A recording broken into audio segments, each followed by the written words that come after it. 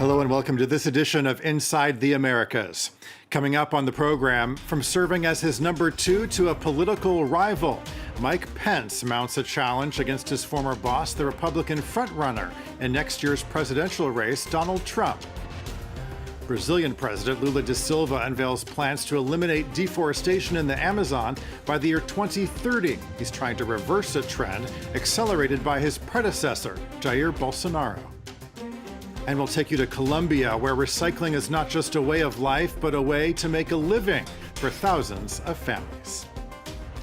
Thanks for tuning in. We begin with the former U.S. Vice President launching a bid for the White House. This is no normal set of circumstances for Mike Pence, who spent years loyal to his former boss, Donald Trump, and then parted ways after the attack on the U.S. Capitol on January 6th. Now, Pence is polling in the single digits, and along with former New Jersey Governor Chris Christie, is entering a growing field of Republican candidates, challenging Trump, who is the current frontrunner by far. We get the story from Camille Knight. Allies turned rivals. Former Vice President Mike Pence is taking on his former boss, Donald Trump, in an unprecedented race for the Republican nomination.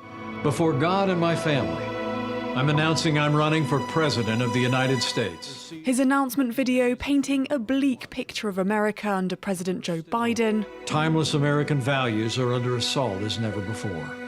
And setting him up as a favorable alternative to Trump, carving out his own conservative path in the model of former President Ronald Reagan. But different times call for different leadership. Today, our party and our country need a leader that'll appeal, as Lincoln said, to the better angels of our nature.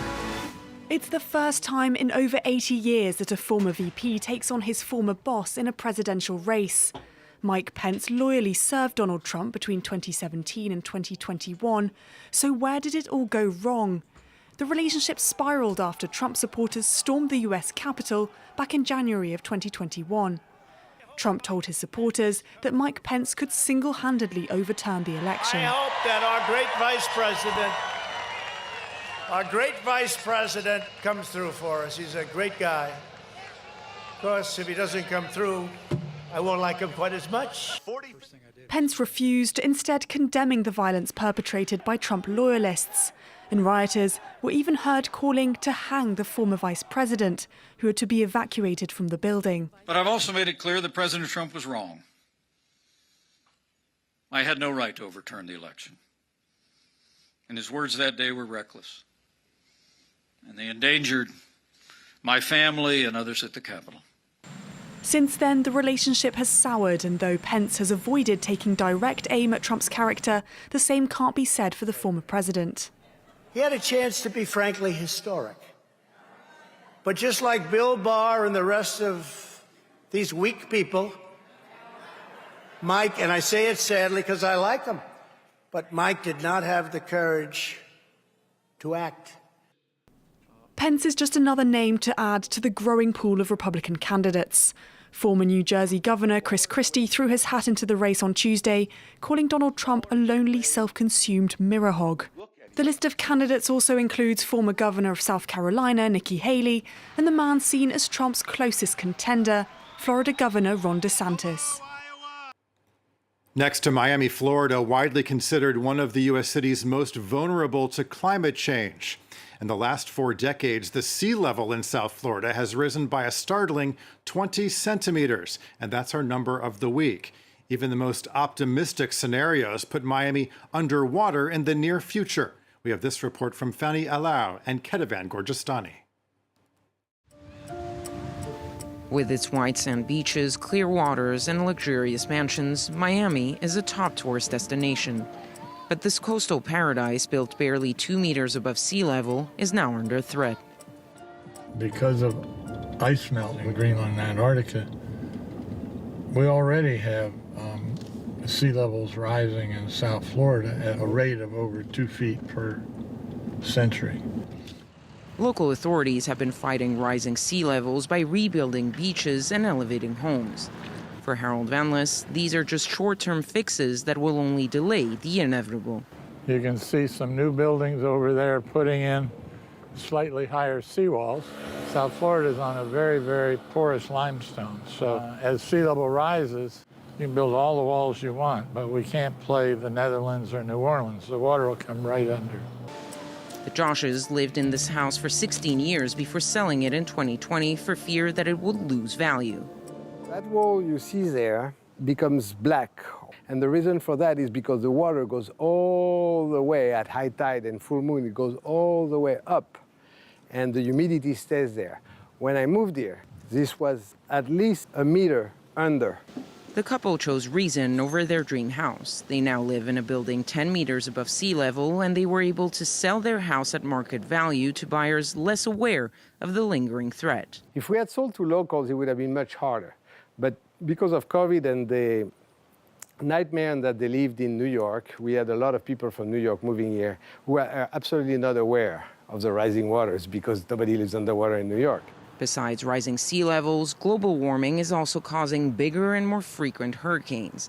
In the past decade, 6 Category 4 hurricanes or higher have struck the U.S. That has pushed insurance companies to hike up their prices. The Joshes used to pay about $25,000 a year to protect their home. Insurance companies aren't the only ones keeping an eye on rising sea levels. Developers are also investing in areas further inland and with a higher elevation, upending the real estate market in historically low-income neighborhoods like Little Haiti, a phenomenon known as climate gentrification. Little Haiti sera moins impacté directement par l'augmentation du niveau de la mer. Les gens avec moyens et avec information, ils savent ça. Donc ça ajoute aux pressions démographiques qui existent, qui planent sur Little Haiti. Pushing the poorest residents out of Miami won't be enough to escape rising sea levels. Experts say 60% of Miami could be underwater by 2060.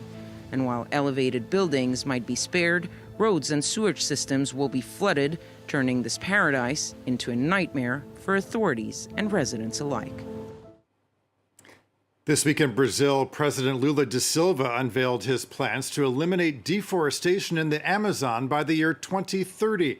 He's trying to reverse a trend accelerated by his predecessor, Jair Bolsonaro, under whom deforestation increased by 75%. Carolyn Lembele has the story.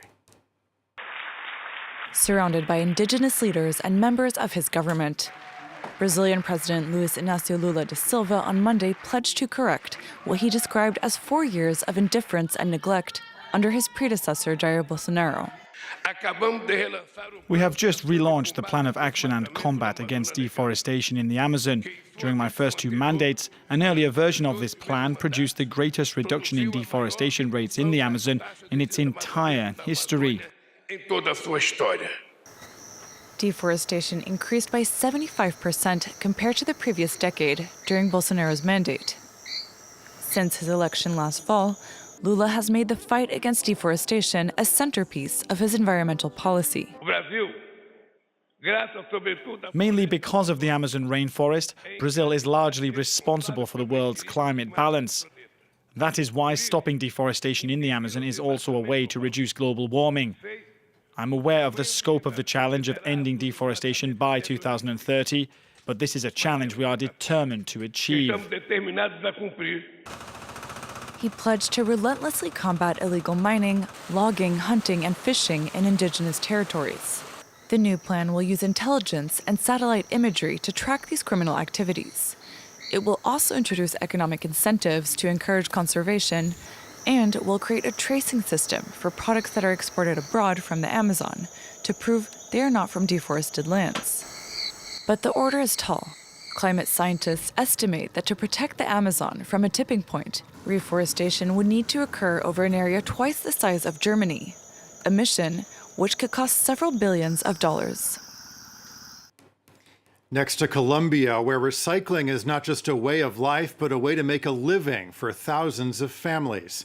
Poverty affects about 40% of the population, and in Bogota, the fact that many households don't sort their garbage is seen as an opportunity by the less fortunate.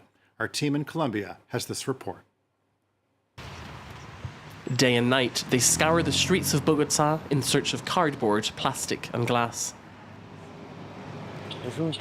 Once a week, I work for 24 hours. After one day, I work all night until dawn. And for that round to be profitable and for me to be able to rest afterwards, I have to collect the equivalent of 3 days' rounds. In the Colombian capital, these men pulling carts of scrap have become part of the urban landscape. There are almost 25,000 like Damien, sorting rubbish on the streets. Despite the difficult working conditions, the number of street recyclers continues to grow. With what I picked up last night, I'm carrying around 300, 350 kilos. But it's not just scrap. I'm also carrying water and clean clothes to change into. Recyclers usually live on the margins of society. Many are migrants from neighboring Venezuela. Their work, which is precarious, is essential to the sorting of Bogota's rubbish.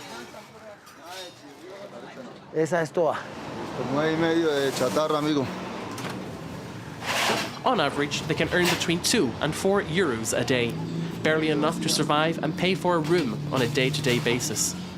As for Damien, he managed to make a good bit of money.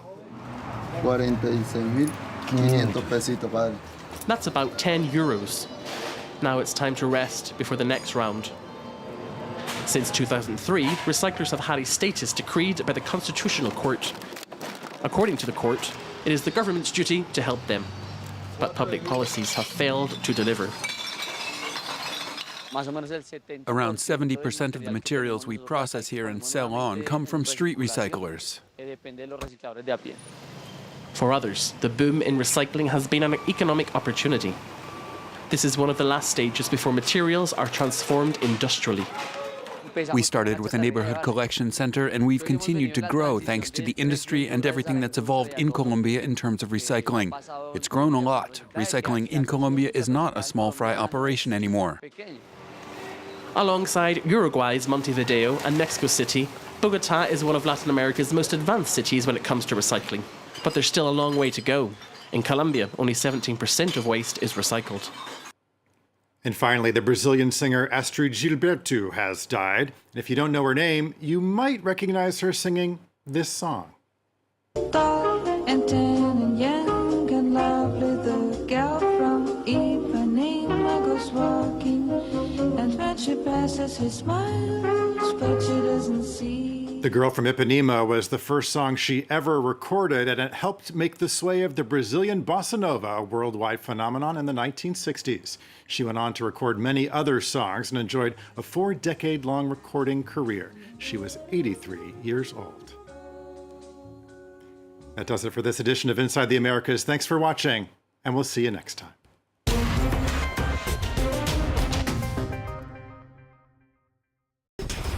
From North to South Africa, from Bamako to Nairobi, from Accra to Mogadishu.